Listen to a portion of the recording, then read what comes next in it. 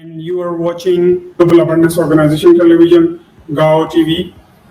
And today we have an amazing intersection of education, governance, and global sustainability, radiant force of transmission, Ambassador Her Excellency Dr. Srividhya Sukumar, a name commutable with visionary leadership, heart-driven service, and future-focused innovation. With over 3 decades of distinguished impact, Ambassador Her Excellency Dr. Sukumar journey is one of devotion to humanity's evolution. From empowering the minds of young learners to influencing strategic reforms at international institutions, a respected educationist, governance advisor, and strategic transformation consultant. He has architected systems that empower inclusive, sustainable, equitable progress, leaving a legacy across continents. Her credentials span from University of Madras to global certifications in ESG, HR, and quality assurance, including roles with GSFN, IGEN Global, and the United Nations ecosystem. As the founder of VID-YEH, a digital sanctuary for educational thought leadership, she continuously elevates conversations around ethical leadership, futuristic research and development, and pastoral care as governance philosophy. A global panel board member, master coach, and community welfare architect, she actively volunteers with institutions like UNESCO, UNICEF, Al Maktoum Foundation, and the Emirates Red Crescent, demonstrating that true leadership is grounded in service, empathy, and empowerment. Her voice is not just heard, it resonates across generations, sparkling movement in ESG, women-led transformation, and youth leadership. Ma'am, welcome to the show. How are you doing? I'm good. I'm good. Thank you so much, Mr. Zafar. I think we spoke about it yesterday, and today we are the live show. That shows how passionate you are with your work, and so happy to see such passionate people in the industry as such. I'm quite good and so happy to join you on your show. Thank you so much, ma'am. Ma'am, may you please share us with your life journey? Yeah, life journey, a bit personal, but still. I started my career as a teacher, basically. And as you have said, I've been an educationist, quality assurance expert, strategic transformational coach, and now an ESG advocate as such. So with all these things over the years, I've devoted my career and expertise in advancing sustainable education and empowering communities locally and globally. So I would really call myself as a change maker because I believe in one slogan: be the change that you wish to see in the society. If at all we are really wanting to contribute towards a change, we should be the change that we want to implement. The change has to happen in you first. So with all pride, I call myself as a change maker. I try it first and then I take it forward. As a trendsetter and a trailblazer, as people call me as, there is one simple slogan which they resonate with my name basically. It's celebrate every single moment of your life so as to evolve as self, community, and terrain. Now, this moment, this virtual dais is so very precious to me, as to you as well, such that both of us celebrate it here and we collaborate, we communicate, we catalyst for change, and we take it forward to the community with the citizenship and thereby to the entire earth and the planet. So what is the key thing is that whatever that we do, we have to do with the passion, we have to do with the commitment, such that we celebrate every single moment of our life so as to evolve. I mean, the change will happen as self first, and then to the community, and then take it forward to the terrain. So with this, I always drive change incessantly with many programs and solutions towards achieving SDG goals of 4 that will ensure more inclusive, equitable, quality education, because education is the tool that can bring in the change anywhere. So quality education, promoting human values. Why? Because it's just not a commodity. It's a human right. No one should be deprived of it in the present world or in future as well. So promoting human values for lifelong learning opportunities for all. So with this, why is it so? Because right from my birth, from India, I was born in a very simple family, but with a commitment of serving the humanity. With over the legacy of about now 50 years, I can say, like the whole family's tireless advocacy of accessible education to the deprived communities has transformed countless lives in both national and global scales as well, because the alumni of our schools are studying in the different universities, and they are already working in different organizations. So with this, I have been adorned with the doctorate thanks to the World Human Rights Protection Council. They acknowledge my services in the management and transformational coaching, and they have really given me this chance or the opportunity to serve the society in a much more better way through and through. So that's where we are, and rest of the things, as you have told already, like I work with the member of the government organizations, non-government organizations, social welfare organizations, because that's what is expected out of me. And I've contributed to a lot of international initiatives as G20 sessions and COP20 conferences over here in this part of the world, as it underscores my determination to champion sustainability and fundamental principles of ESG, that is environmental social governance. End of the day, where all these things leads to, it's for universal peace. Our appeal for universal peace and making our planet a better place to live in. As such, I would like to conclude the introduction part with only one simple saying: experience the past, experiment it with the present, so that evolve as the future, such that every single step that you take in this journey is a big leap to fly high. So we are more like a stained glass. We sparkle and shine by the gleaming beauty of our own spectrum. We mirror and we create ourselves. So I don't paint my dreams, but I paint my reality. Amazing. Your Excellency, can you share a pivotal moment or experience that defined your journey towards becoming a global voice in education, governance, and sustainability? I really congratulate you for this beautiful question, that you have framed it so beautifully, most comprehensive question, I would say. We're talking about a global voice, relating it to my pivotal moment of experience, the journey towards education, governance, and sustainability. Thereby, you have related all the three in one line. Well, I reflect my journey as I recall, as you said, the pivotal moment that stood out of me.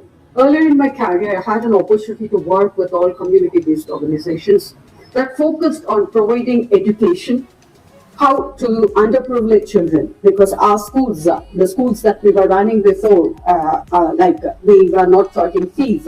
So they were open schools with no fees. So with that experience of being from an organization that was providing education to underprivileged children, witnessing the transformative power of education, I saw how it can break the cycles of poverty, empower individuals, and drive positive change in communities. So with this legacy of experience has not only deepened my passion for education, but also broadened my perspective on its role in shaping societies. I realized that education is intricately linked with governance, sustainability, and global development. All these are linked because education can open your avenues to the future. As such, it's a passport to the future for those who are going to dream it today. So let's dream it today, so bringing the change in the society tomorrow. This understanding sparked a desire within me to contribute in creating a more equitable, just, and sustainable world. Over time, my work in education, as such, with governance or sustainability, has taken to have taken avenues or channels for me to work with various parts of the globe globally, working with diverse stakeholders from policymakers to business leaders to community activists as educators. Each experience has really evoked, reinforced my conviction that our collective future depends on how well we integrate these three critical areas. That is education, governance, and sustainability development. All these three will catalyst change in the community development. So today, as global voice in these fields, I am committed to advocating policies and practices that will prioritize education with good governance and sustainability development. I believe that by working together and leveraging all our collective expertise, we can create a world that is more resilient, inclusive, and prosperous with peace for all. So this is what is the message I would like to convey as a pivotal impact from my past, relating it to the present, thereby having a vision for the future. That's amazing, Your Excellency, Ambassador Dr. Sukumar. It's amazing listening to you, and your insightful it's too amazing. It's too transformational. Yeah, it's very impressive. Your Excellency, Ambassador Dr. Sukumar, what does the word abundance mean to you personally in context of leadership, community, and the planet? Right.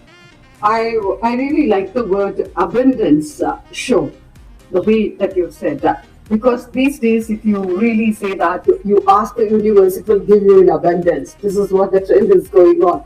So when we talk about abundance is very simple thing that we cannot find in outside world. It should be found within you. Hope you will agree with me. So Yeah, sure.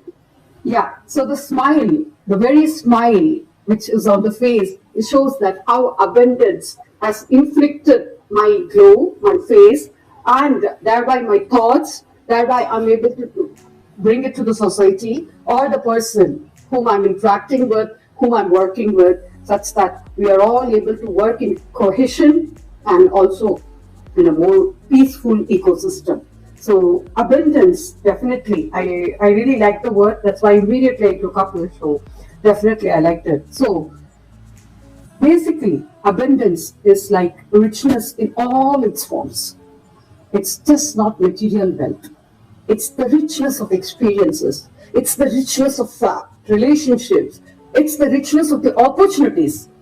In the context of leadership, abundance means not your leadership or your empowerment. It is empowering others, fostering a culture of generosity, and creating an environment of an ecosystem where everyone can thrive, strive, and drive for a positive change, or a positive change in self and also to the work, and then from the workforce it will go to the community, to the environment, and thereby taking it to the world. So thereby abundance means richness. In community, abundance means recognizing the diverse strength of talents, because unity in diversity is what this abundance is all about. That's what is the richness of traditions and culture is all about, such that each individual brings to the table that is abundant in their own culture, but sharing with people with open-mindedness, thereby building inclusive networks, inclusive ecosystem. Thereby, it will reflect on your network is your net worth. What happens in this network is that we start collaborating, we start working together, sharing resources, thereby we collaborate to achieve common goals. So in community, abundance is sharing and caring with all the diverse cultures. when it comes to our great planet Earth, because it's the only planet that we have. Abundance is living in harmony with the nature. So, as champions or the green warriors of nature, it is our duty. Our duty is the abundance in preserving biodiversity. Our duty, our prime duty in conserving this planet is the abundance, ensuring that our actions of today doesn't compromise of the well-being of the future generations. It's about adopting sustainable practices, reducing waste, promoting eco-friendly practices and policies. That is what is abundance about. When we talk about planet, that our Earth, our Mother Earth, that is living in harmony with the nature is what is abundance is all about. Ultimately, abundance is what is that? It's in the mindset. It all starts from self. It's about recognizing the abundance that already exists with us, around us, using it to create a more equitable, just a prosperous world for all. As a leader, I strive to embody this kind of a mindset, inspiring others to do the same, working with them together to create a brighter future for our planet and all our inhabitants. That is really, really deep and vast. Surely, abundance is creating the world of possibilities, creating the world of harmony, eradicating all scarcity aside, but just cultivating everything in gorgeous manner, in rich in color, and everything. Your Excellency, Ambassador Dr. Srividhya, as a strategist, transformation and compliance expert, what are the most urgent governance shift needed in today's fast changing world? Very good. Thought-provoking question. Really, very thoughtful question. Thanks for asking this question. Really, very much needed question in this world. So, first is that openness to learn. In this fast world, as you said, fast changing world, today what is present is not going to be there tomorrow.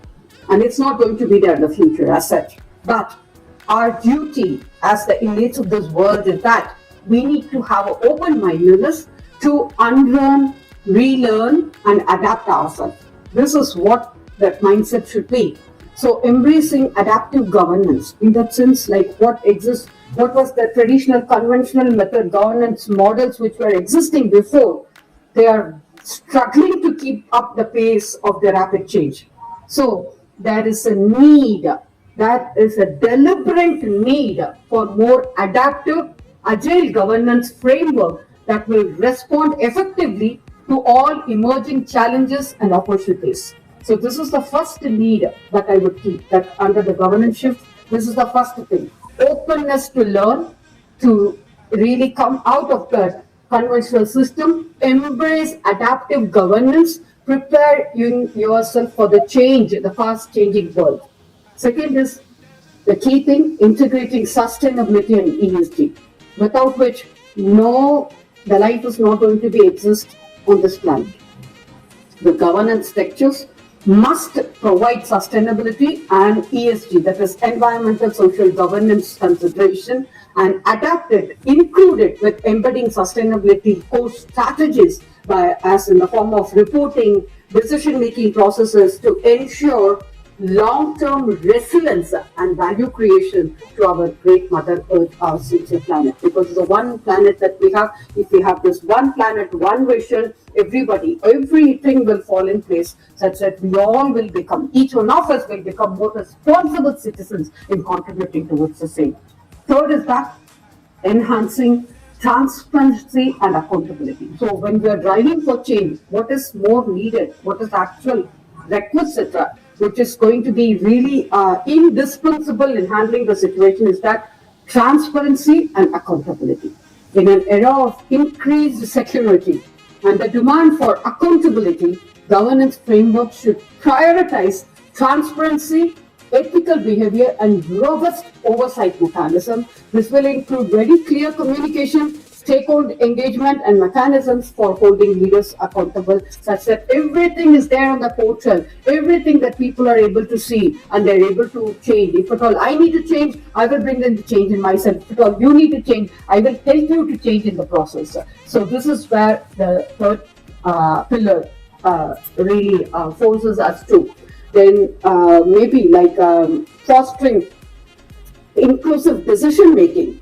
So when the government should reflect on the diversity of the stakeholders, irrespective of the caste, creed, nationality, color, whichever country they belong to, irrespective of the diversity of the stakeholders, they should ensure reflect on tolerance mechanism of decision making process, which is going to be more inclusive, taking everybody into consideration, putting yourself in their shoes before taking the decision, that such that it becomes equitable and more representative. As I'm going to take a decision, voice it out, I will be a representation for each and every one of the person. So that kind of inclusive decision making, which will actively, with the diverse perspectives, addressing biases, ensuring that all voices are uniformly heard. So then coming to the AI era, the key requisite or the key demand is that the leveraging technology and innovation with the government framework need to adapt to the technological advancement to enhance efficiency, effectiveness, and the stakeholder engagement. So this could be either in the form of digital tools, data analysis, or any other technologies which will be there in the process of decision making and improved governance outcomes. Thereby, what it will lead to, it will strengthen global cooperation such that the government frameworks should promote international cooperation across cross-border challenges, support global goals, which are actually our sustainable goals, SDGs. This requires cross-border acceptance, tolerance in different sectors and disciplines. So, which will really help us to have a very long-term value creation such that we live in a society of harmony built on the platform of partnership and peace, such that we will have a more inclusive and a tolerant world where everybody's voice is heard, with building in resilience and risk management systems also we cannot compromise on, such that when we just bring in change, when we talk about sustainability, it is not like creating something new, it is like enhancing the present without jeopardizing the situation, such that we should have a more resilient and risk management systems also in place that will have a plan of about testing and contingency plans and etc., etc., etc., with proper ethical leadership and cultural governance, which will have all leaders in place who have continuous learning and improvement as should be as a prerequisite for being a leader, being adaptive of the new innovations which are coming up. The governance practices are coming up so that you are able to meet the changing trends and the needs and the challenges. So with all these things, the governance structures can better navigate to the complexities of the today's fast-changing world to drive positive outcomes in organizations, communities, and therefore for our planet. Great insight. Really, really enjoyable and so catching. Your Excellency, Ambassador Dr. Srividhya Sukar, you worked across the globe, global organizations including GSFN and United Nations platform. What leadership qualities do you believe the world needs more of right now? Very true. First thing, you all should be human. Be human. That's the basic thing. So built on this platform of be human, we all should have empathy and compassion. Leaders who can understand, relate to the needs and emotions of their teams, stakeholders, and the broader community are essential for building trust, fostering collaboration, and thereby driving a positive change. So, being human is a prerequisite on the platform of empathy and compassion. Thereby, coming into the professional world, visionary thinking. We should think far and beyond as leaders. So the leaders who can envision a sustainable future will inspire others to work towards it with a crucial for addressing the complex global challenges and the need for it. So they will work on long-term goals, anticipating the trends and the threats which are involved in it, develop strategies that align with the sustainable developmental goals. When we do that, as I told you, as I mentioned before, inclusivity and diversity should be the key thing. The leaders will not have any kind of partiality.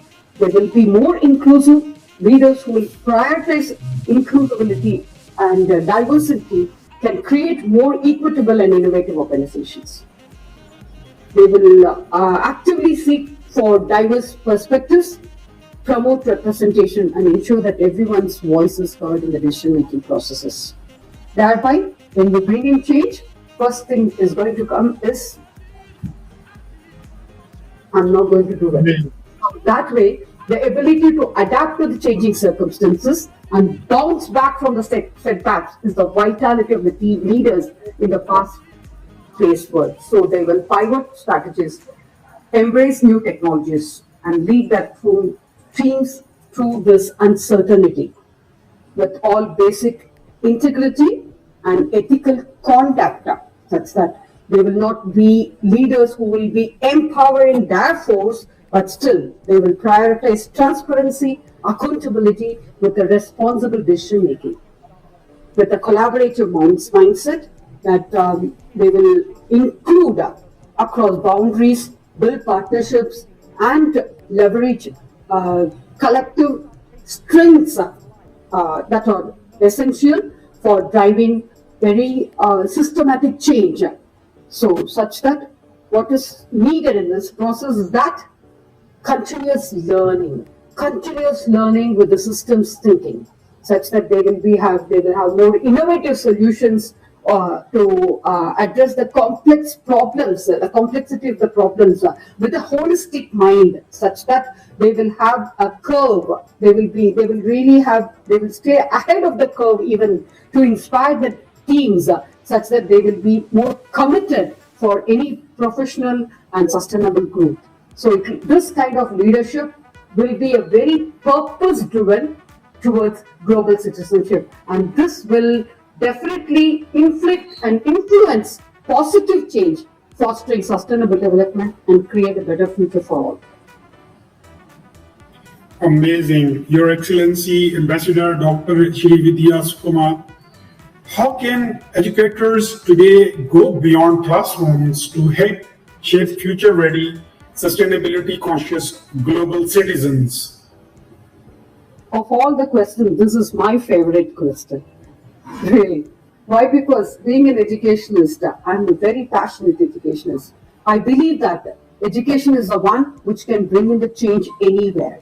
Anywhere, as you say, anything that you speak, you need to educate people. When you educate people, there will be a change as such. So, really, go beyond classroom.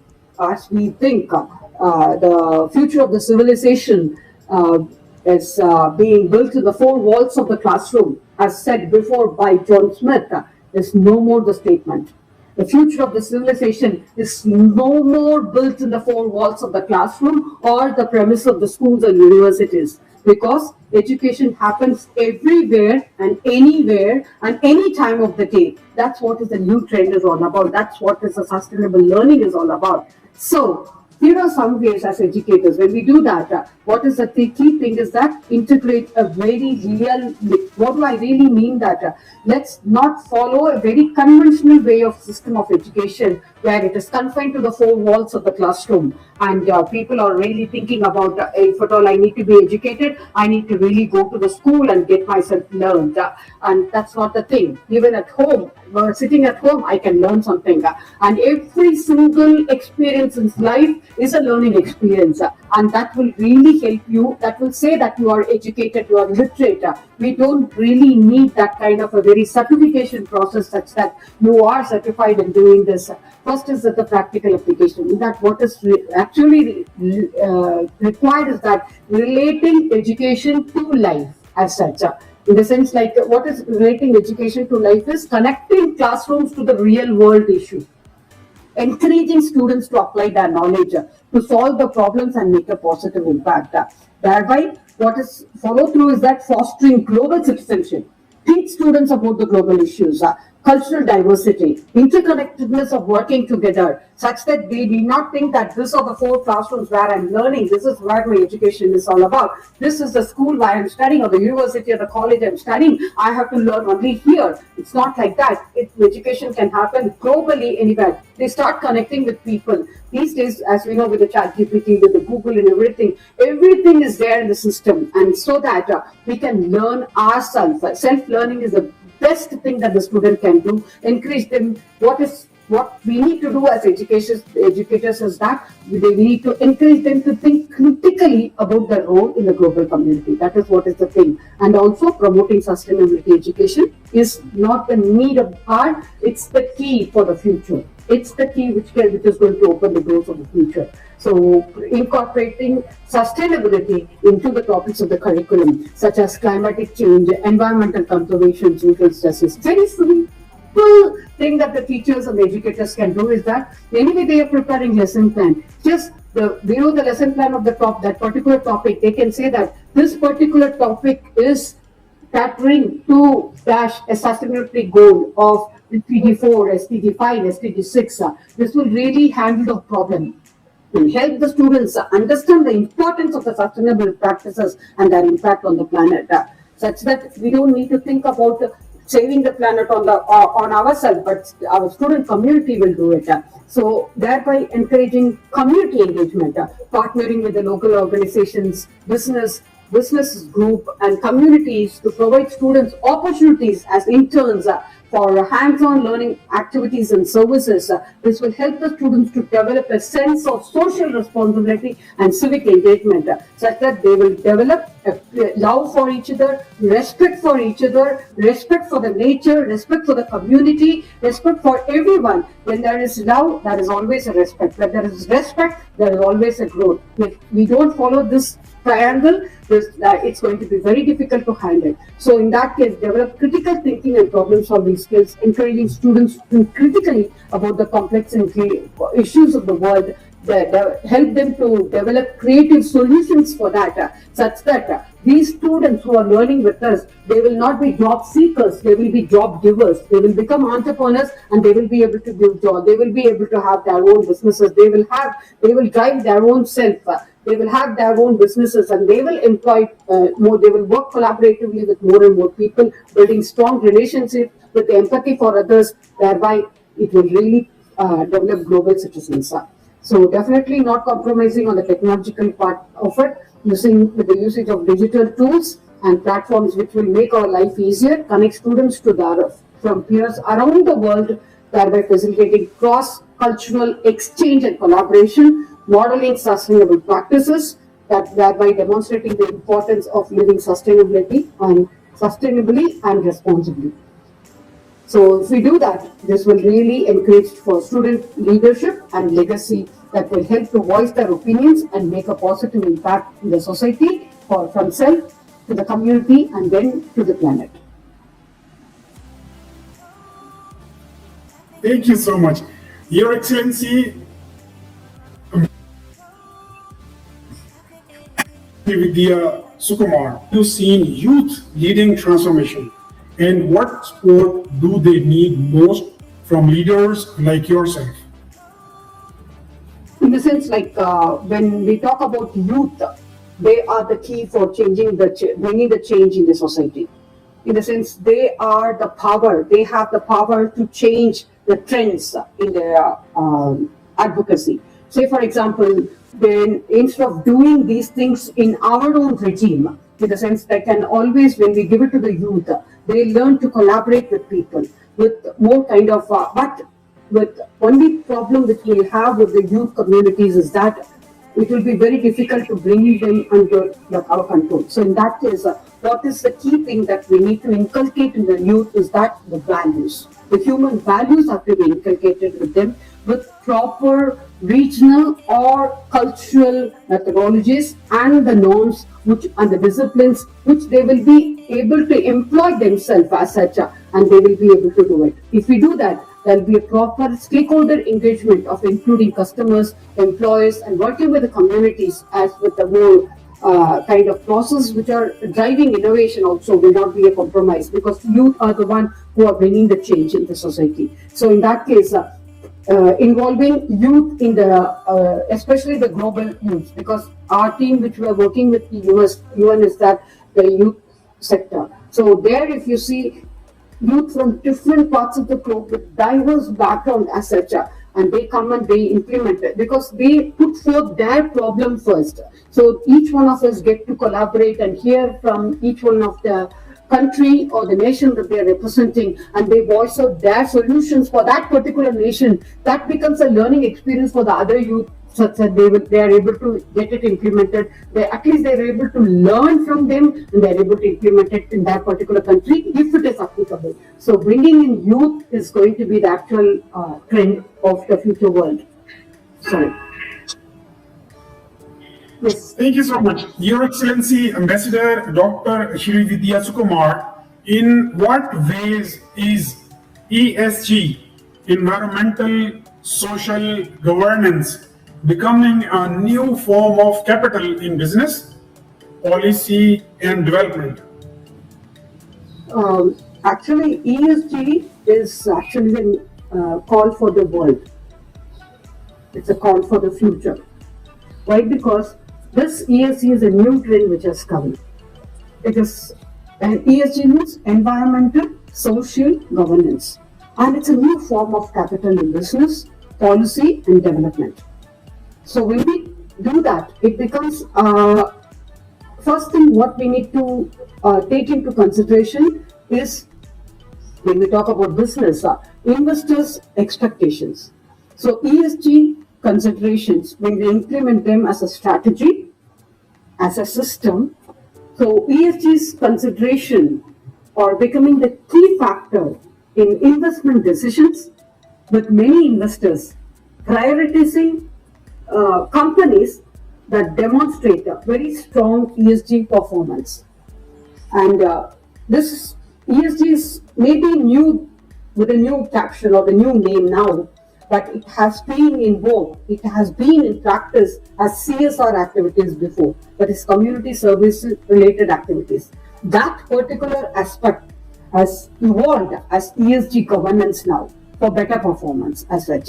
So when we do that, the second thing what definitely as responsible stakeholders, what we need to keep in our mind is the risk management systems we cannot compromise on.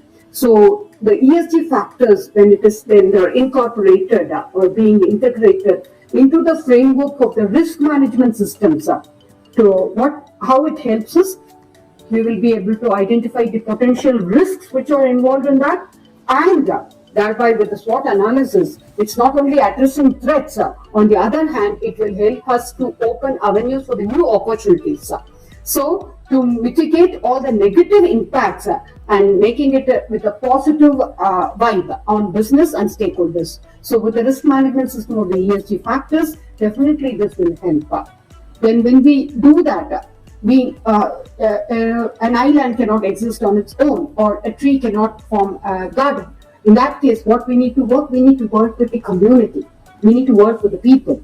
In that, what is required is that one regulatory body is definitely required in terms of any ministry or any particular local governing body is required for the regulatory frameworks, and those government bodies or the regulatory frameworks authorities should be very clear about the mandate which is given as regulatory, where governments are involved as regulatory bodies in developing these frameworks and guidelines as ESG reporting standards and also procedures with the disclosure of increasing transparency and accountability, such that everything is there. If anybody comes for inspection, if it's there, it is there. If it's not there, they will just have to say it's not there and you need to work on it. So this kind of framework, I'm putting it in a very simple word for people to understand. So this kind of regulatory frameworks in terms of audit reports with the compliance terms and with the proper checking and monitoring. And when we do checking and audits, our thing is that doesn't stop with the audit reports and audit textbooks and all the digital thing, all the reports which are there. But it has another process. The following process is that the restoration process. When we have restoration process, what we need to do, we need to have remedial measures in place, in terms of risk management system, such that if it is not there, what could be done? If it has to be done, how it has to be inculcated, how it has to be imbibed or incorporated in terms of training, or in terms of training other people who are training the stakeholders who are going to use it. All these things have to be in place such that we have a very peaceful and compliance factor which is being there in terms of ESG factors which are there, such that this could be done not only as the person from the owner of the company or the institution that we're talking about, this includes even the customers who are using it, and the employees who are using it, and the communities who are using it with greater demand, with more transparency and accountability as really for on ESG issues. Thereby, when we do this process through and through and through, there will be an evolution. When there is an evolution, there will be a change. When there is driving change there, it is nothing but innovation. So creating new opportunities for the businesses, developing sustainable practices and services, and with a long-term value creation aspect. So if we do that, the whole thing, the process of ESG governance will lead with the alignment of the global goals, such that when we do that, it will have a very peaceful and sustainable living with access to the capital, and everybody's money who has invested in any money or any business is going to be more safe, secure. It's not only for the money, it's not only for the finance aspect of it, even as people will be more safe and secure in a planet that we are living together. So this ESG performance will really help in bringing up the change that we are talking about, as in terms of policymakers or the governance bodies or the local authorities, that will really drive innovation, that will add value in contributing towards a more peace and just world.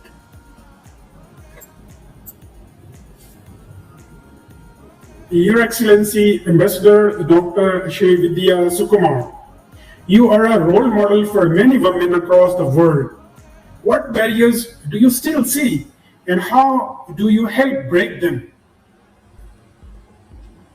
Thank you. This is a very personal question, but still, first of all, I'm maybe that role model is a very big word. Not for me, definitely, because I've got a long way to go. I've got different role models whom I will inspire and follow their feet as such.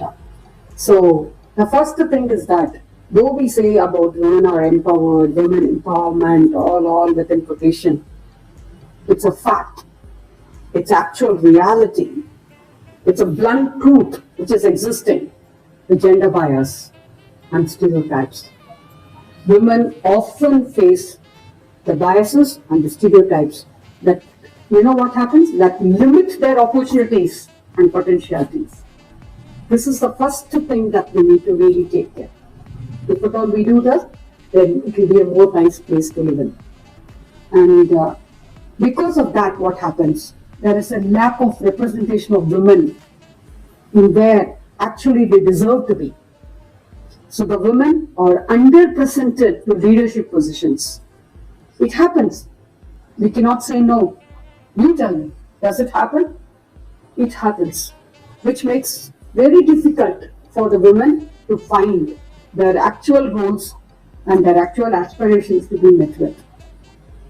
And very limited access to opportunities, with the barriers in place to, in accessing education, training, career opportunities. This really hinder their professional growth. And the last but not the least is that managing work-life balance. What come, what may. A woman is always seen with a ladle in the kitchen. She cannot come out of it. She is definitely, so many people, so many changes have come in. But this is actual matter of fact. First is a family, and then it's like moving on to the career or to the workspace, the workforce. So balancing between the work and life. So the women often bear disproportion of a burden of a caregiving responsibilities that are so blended and threaded with the women, making it a challenge for the balance of work and the personal life. So, if you ask me, if you want me to move further as such, there's what we can do to break these barriers. What we have done or we are trying to do is that being a mentor and a sponsor woman. I mentor and sponsor women in my network by providing guidance, support, and giving them opportunities for growth. So I really voice out for the advocacy of the policy changes wherever I go to promote gender equality, such as equal pay, flexible work arrangements, and even family-friend policies, etc., etc., etc. And also working with the more vulnerable group, providing really voicing out ideas and thoughts in terms of STEM education for girls. I really take initiatives of promoting STEM education for girls and women by helping to the development and also empowerment. How many of them know to even write their name or read their name or even the number and check? You tell me. And these days we are using all fancy mobiles, definitely. And definitely if we have a mobile, we should know how to use it. Who's going to educate these girls? These are the ways that will really promote women empowerment when we are trying to do it. And wherever I go, I amplify the voices of the women in my network and beyond, highlighting their achievements, encouraging them by their contributions to inspire others. So definitely with all these things, I think one day or other we will be able to address and it will be a better world. Your Excellency, Ambassador Dr. Srividhya Sukumar, this is amazing. I mean, that truly your experience and you're speaking your heart. I mean, this is heart touching. With AI becoming a dominant force, how do we align technological advancement with ethical governance and human-centric design? In the sense, like if you talk about AI governance, the very simple thing is that we are talking about AI, educating people about STEM education, which I mentioned just now, and also with the AI governance, relating it to the AI governance. The main thing is that we need to address those threats which are going to come in the future today. Say, for example, if one simple aspect of AI governance is addressed today as a threat, it will really pave way for a nicer world in the future. Now, what do I really mean is that we are thinking about AI governance means safety and security, cyber security, which is already in place. I'm not talking about that. I'm talking about the removal of the waste management in the AI, in the sense like, for example, today we are talking about on this platform. Now, after some time, after few days, after 1 month or 2 months, what will happen to this particular recording? It will become an archive in the AI world. We will delete it from the system or somewhere.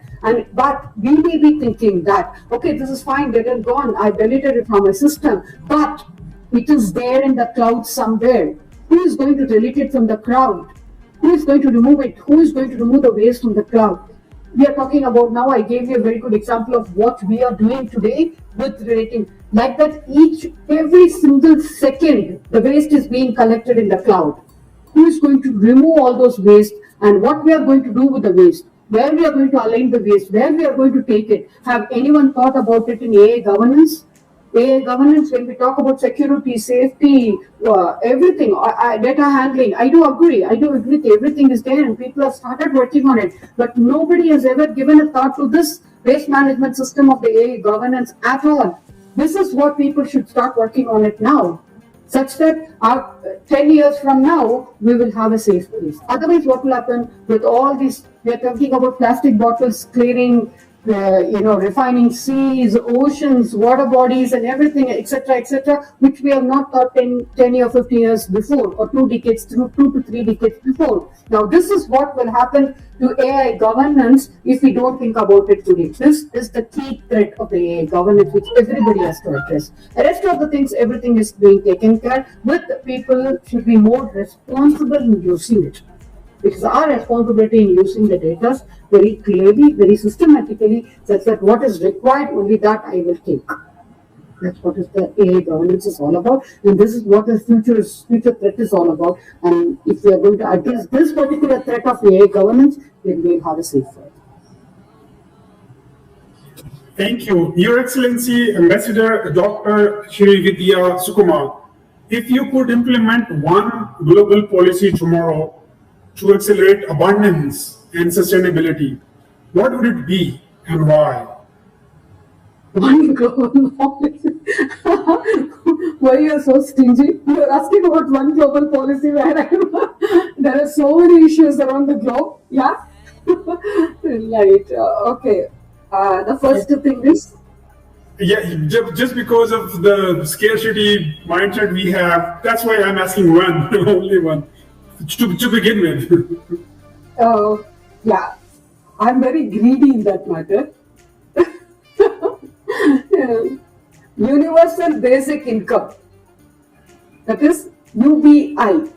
Here, what is the actual threat of the world is one person is earning too much, whereas on the other hand, it is other person is even deprived of even 1 rupee. So, if someday or other, if we have a policy to bridge this with universal basic income of anyone, any human, any individual who is born on this earth, who is living, this will be the basic income. So if a government can set up this kind of revenue for each and every individual who is born on this planet, every single individual, every single person who is born on this planet, with an universal basic income, UBI, for each and every person in the society, which is going to be sufficient for about 3 times food for him and to take care of a very small family. If a government can come with this policy, this is going to be the real vision. That's why I said it's a very greedy thing which I'm thinking about. And you may be thinking, why ma'am is talking like that? Is it going to be really possible? Like thinking about everybody on the earth and thinking about one basic income.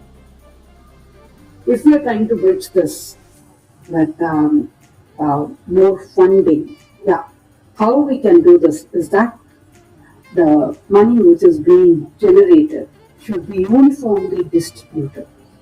Funding with a combination of sources, thereby we are able to channelize with maybe environmental taxes and redistribution of the existing social welfare funds which are there, with etc. This will really help.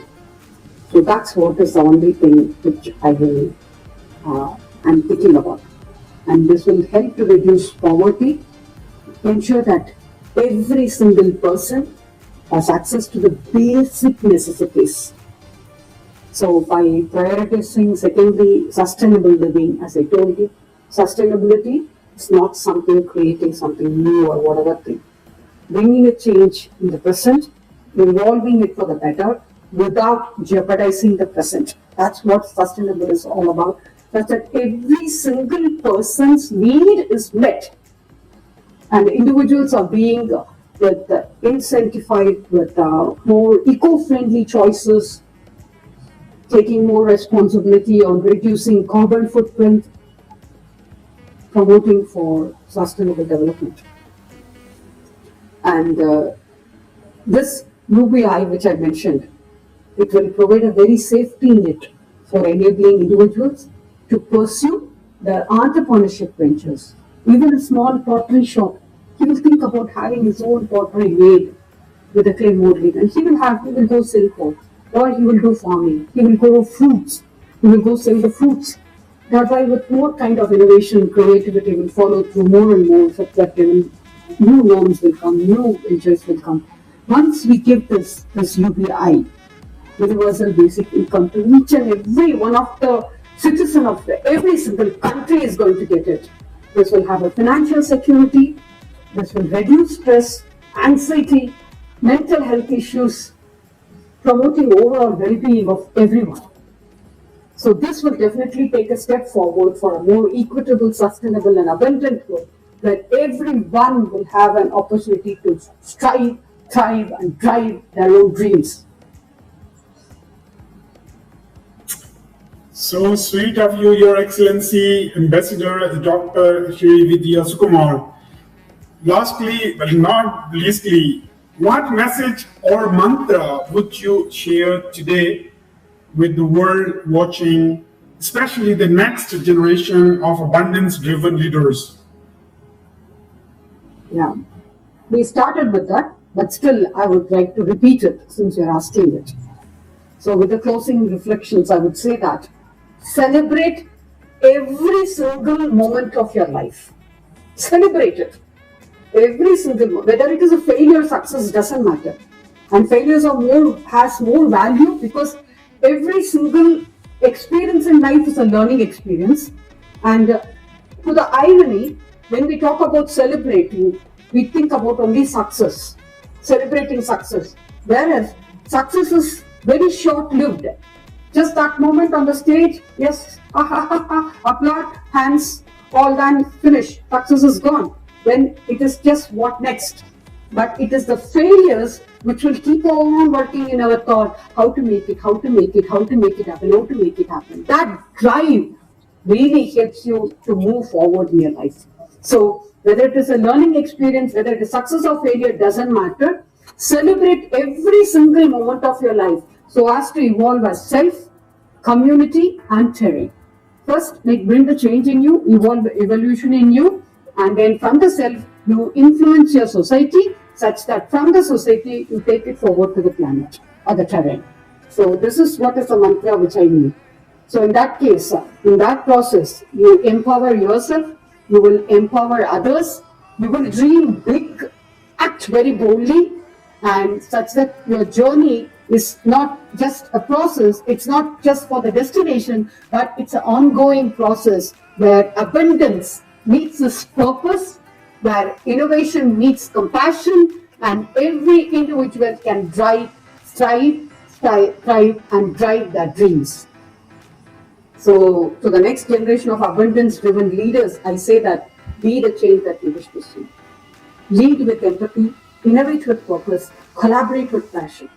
So together, we can build a more sustainable future for all. And abundance definitely is not about resources. It's about the positive impact that we have for each other on this planet. So let's strive and leave a legacy that will inspire not only our generation, but the future generations. Definitely. Thank you so much. On behalf of the entire GAO TV and Global Abundance Organization family, we extend our deepest gratitude to Ambassador Dr. Srividhya Sukumar for gracing the Abundance Show with her powerful presence, profound wisdom, and heartfelt insight. Your Excellency, your journey, leadership, and unwavering commitment to education, governance, and global transformation have left an indelible mark on all hearts and minds. Your work today did not more than inspiration. They ignite purpose, alleviate hope, and reminded us all the beauty of abundance rooted in service, sustainability, and soul. Thank you for your being a beacon of courage, compassion, and clarity, and for sharing your time and truth with our global community. We are honored to have worked alongside you in this dialogue and look forward to many more chapters of collaboration in shaping a better world. With abundant respect and appreciation, this is GAO TV Abundance Show team, empowering humanity through vision, voice, and action. Thank you so much, ma'am, and see you soon again. Thank you so much. If time permits, I would like to dedicate my own poem for all the audience. So sure, yeah, please, go ahead. Yeah, this is one poem which was written by me, which is, the title of the poem is Where the Mind is Without Fear. Those who bring sunshine to others cannot keep it within themselves. because we inspire, we ignite, we inflict, and we innovate. Why do we do that? To empower, enlighten, to excel, and evolve. Our deepest fear is not that we are inadequate. Our fear is that we are powerful beyond our measure. It is our light, our strength, not our darkness, the weakness that frightens us. Often we doubt ourselves. Am I brilliant? Am I gifted? Am I talented? Am I fabulous? Am I optimistic? Actually, who you are not to be. You are skillful, you are blessed, you are already successful. Your playing small doesn't serve the world at all. It shrinks down the opportunities because we are all meant to shine. We are born to manifest our glory from within. It is not in just some of us. It is there in every one of us. We need to just look into ourselves rather than looking at the outside world. Because the workshop from within will emit and give whatever we ask for. It ignites the indomitable spirit and the positive energy that will cause the transformation. It will illuminate the light from within to carry the beam above and beyond. With the illumination of light, we become enlightened with knowledge. We will get liberated from ourselves, means from our own fears and doubts. We will develop faith, focus, and determination with dedication to walk those extra miles of hardship with the belief that there is always a light at the end of the tunnel. But remember, the journey is not always smooth. The road to success is not straight. There is always a curve called failure. There is always a loop called confusion. But if you spare called determination, with an engine called perseverance, with the protected insurance called faith in the Almighty, driven by the driver called Almighty, we all will make it to the destiny, a place called success. So this is the quintessence of the positive success formula, where the mind is without fire. The success formula is very infectious. It does not stop with one person, because those who bring sunshine to others cannot keep it within themselves. Because we inspire, we ignite, we inflict, and we innovate to enlighten, empower, exemplify, and evolve our society. And the success saga continues. Believe you can, and you're halfway there. Thank you so much. Thank you so much, Abundance, for giving this opportunity. It is definitely a wonderful opportunity, and I enjoyed being here. Thank you. Ambassador Dr. Srividhya Sukumar, it was amazing time, and it was such a journey that I just walked along your side. This is amazing, and I would love to have you time and again. I'd like to have a series of podcasts. It was amazing, and I want really abundance between our countries, just because we are fighting against each other just for the scarce mindset we have. Let's make it abundant. Let's live together in peace, prosperity, and collaboration and cooperation environment. This is how only we can. We've got only one planet. Let's not destroy this. I mean, if you or me, it's whosoever is, I mean, we're gonna do too bad to it.